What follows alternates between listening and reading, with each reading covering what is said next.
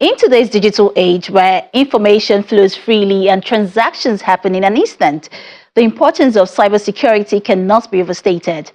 The growing consumer expectations and customer mobility are prompting financial institutions to make a shift from the traditional models to modern digital services. As part of this shift, banks are also increasingly adopting new technologies. However, as technology advances, cybercriminals find new ways to exploit vulnerabilities and compromise data.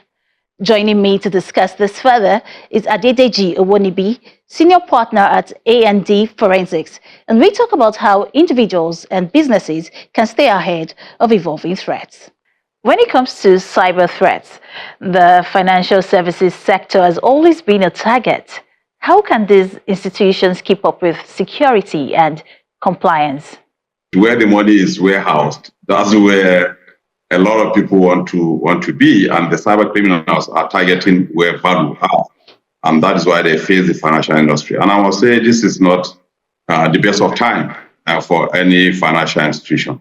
But again, there's a lot of responsibility on the cybersecurity team of every financial institution today. From they have to build a serious cyber resilience, and to do that, they have to do so much around educating their workforce. Again, because the strongest cybersecurity protection is as strong as the individual in that organization. So they are always the weakest point, and so therefore they have to make sure that they educate them. So a proper cyber security framework, in my view, will be what they have to capitalize on. Financial institutions have to move away from the traditional by just having a team of 1 or 2 people saying there should be the cybersecurity guys and they can oversee everything. They have to be continually testing their systems for vulnerabilities, and they have to do penetration testing to see what they even promise the public. That is, that's what they have. They have to make sure that they continue to do that. Deji, let's talk about data privacy. Now, these financial institutions, they gather and process large amounts of personal data, like names, addresses, emails, and the like. Is there a way to ensure that the right security controls are in place to safeguard this information? Yeah, so a good one. I think it's a beautiful question, because now it's about data privacy now and the discussion is all over. But I think the financial institutions and the payment service sector are doing pretty well so far. It's just to ensure very great practice. And what I mean great practice is to make sure that they are complying with the necessary industry standard for payment card industry standard, general data protection regulation, and for Nigerian data protection regulation. If, of course, all the framework of what needs to be done has to be there, is for them to make sure that this personal identifiable information that they collect on their individual customers are not left in plain text. And when I say in plain text, that they have to be encrypted in the, I think they know better. I think they're doing that. It's just for us to be able to make sure that we follow standards, we do regular audits, and to make sure that the data protection officer within the financial institutions are up to date with their industry standards. I think that's the best way to actually protect customers' data, because when it gets out into the hand of the fraudsters, they make do with a lot of schemes currently happening. I see a lot of people, I see some sites now, as a matter of fact, so simply that when they get information from your banking details, from what your balance is like, they have a similar thing and project it to begin to fish and make sure some people are defrauded. And some of them, they get those information from the bank, for example. I think a friend was defrauded some few days ago, and that one is just clearly has nothing to do with the financial institution, has something to do with the WhatsApp calls and phone calls and all that. And calling to say, oh, can you send 100,000, 200,000? So the scammers are not asking for big money. They want to just ask for something that is within what you can part with. And normally they use somebody that is very familiar to you that they have had. And so this colleague sent 250,000, and then they said, "But can you send again?" Because this is how the message came. "Oh, I'm currently somewhere, my bank network is not working. Can you send this to this account or I will sort you out immediately I leave. And they know, they will have seen the correspondence and the kind of communication with that person to know, oh, they do something like that. And so I tell people now, don't part with your money until you call. But again, there's also another ask, because the person is saying, I will never release any money anymore until I call the person to know. But again, with artificial intelligence, the voice of that person can be mimicked and you hear him speaking to you. So we are living in a very delicate world now, and every one of us has to be pretty careful about it.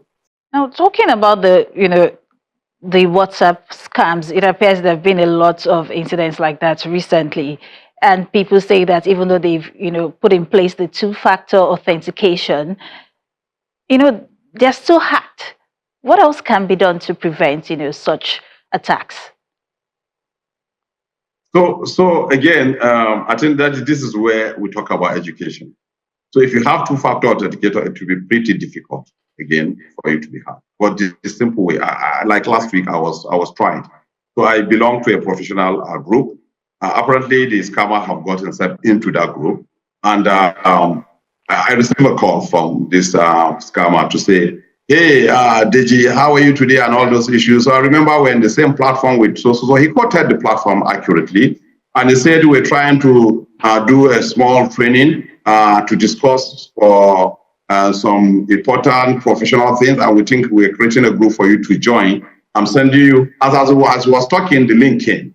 But because I understand, I'm educated on the schemes the fraudsters use, I decided to just cut him off and refuse to punch on that. So if you punch on that link that he's sending to you, automatically he will get access to your phone. So I think we have to do a lot of education. And now that everything is going digital, I think there's no better time now to be cyber aware than this time. Every one of us that are interacting with our phone, that are using our phone to do a lot of transaction with financial institutions, with this mobile money and all those issues, we have to know about cybersecurity. And these people have a lot of schemes. They are not sleeping. They are innovating every time. And I believe, as we're educated, don't click on links you're not familiar with and what you are not too sure of. Don't trust.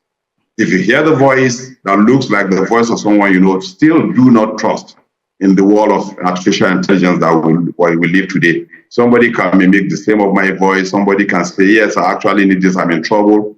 And there's another thing, how we get to know this is just evolving.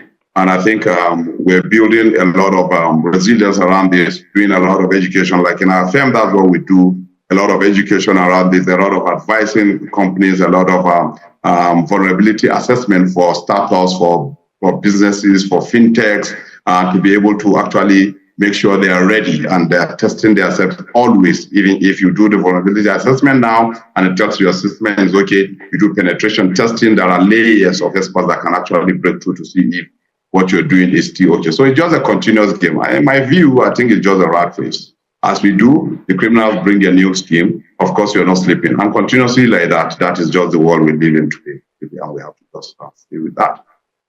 But Deji, there's, so many ways that these threats come in. So now, in the event of a cyber incident, and for those that are not well informed about these schemes, what measures can they implement to stay ahead of, these threats? So the first step immediately an incident happens is to do a general assessment of what happened. How did it happen? What did you find?